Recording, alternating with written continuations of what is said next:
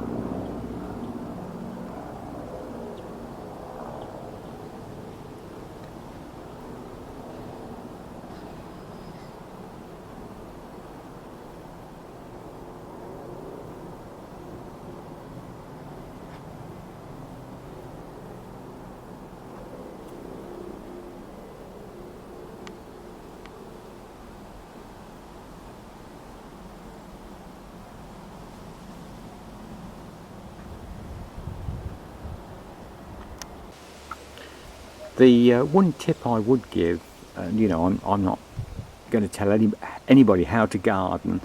I think, you know, that's the enjoyment of gardening, learning and finding out yourself. But the one tip I would say with annuals is they really do need deadheading regularly, and that really goes for all of them. You know, the marigolds, the dahlias, anything.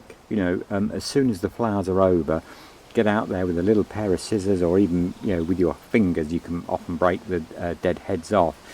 Like these dahlias here, you cannot identify. If we have a look, that is a dead flower, and it's turning into a seed head. So obviously that one's coming off, and that's identified. If we hold it next door to that's an unopened bud, so you can see the unopened buds are round, whereas the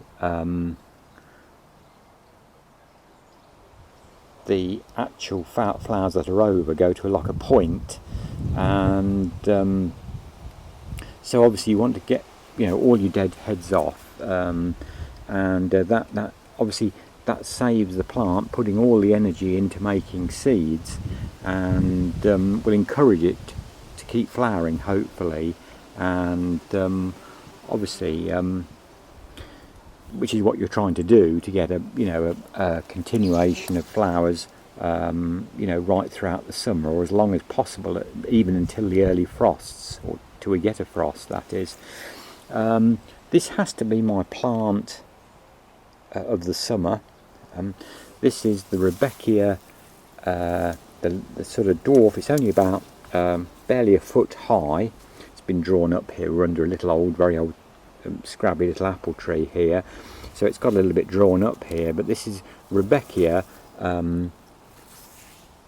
called Tutu, T-O-T-O, and I presume you pronounce that Tutu, and I would certainly recommend that. A plant to grow next year. It would be a wonderful Rudbeckia to plant in a tub, you know, as a patio, and it's very compact. It has nice, you know, conformed flowers. I like the fact that it's got the black centres with the yellow, bright red yellow petals. So that is, you know, I think that's the first time I've grown that one, and that's a super little plant for a small garden, or I think it would do wonderfully well. Probably do even better in tubs. Imagine a whole tub of that. If we come over, I've got some more, probably, as this has been in the open more and has not been, you know, drawn up with the apple trees. As if I show my hand how big, you know, you can see there's I think there's 2 plants there, and so that's my, you know, one of my recommendations. Read the annuals this year. That's Rudbeckia Tutu, and certainly one to look out for next year.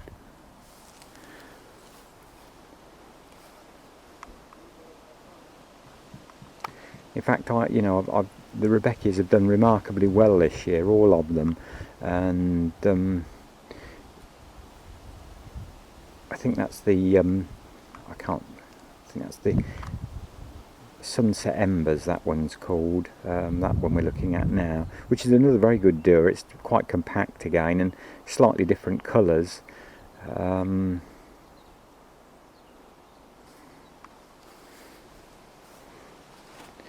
And then these are starting to go over, although these have been flowering now like this since June, and this is Rudbeckia Cheroke.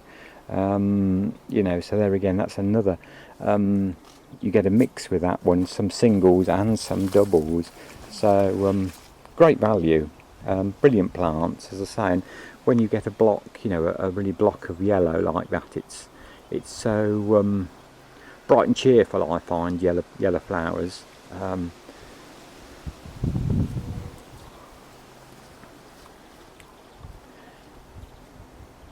And there's some more, you know, this bit of ground is very dark again under some holly trees here, and so these are some more of those very late marigolds. There's a lot of bulbs under here, and some delphiniums. You can see there's one actually that I've cut down that's even flowered again this year. So it's always difficult, it's always still finishing off, you know, and you never like to plant bedding plants here. So I set these right at the end of July, these marigolds here. It might have even been into August actually, and so it's just a bit of added colour there towards the end of the summer, and they've done really well again. They were a very cheap packet of seeds I bought from eBay, so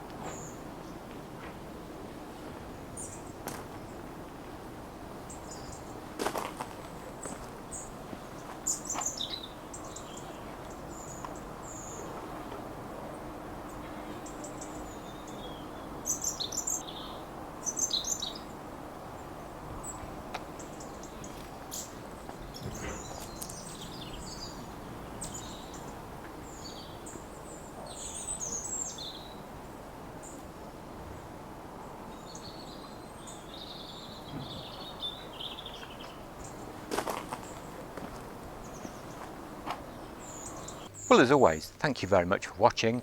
Please do come back. We've got some more videos coming up soon. I'm going to be doing a video looking at what bulbs I should be planting this year, and probably some videos when I start changing over from the summer bedding to the winter or early spring bedding, and planting the bulbs. So please do come back for that, along with other things as well. Please do think about subscribing, it does help us small channels, and always lovely to get your comments and thoughts, and until next time, I wish you very good gardening. Bye for now.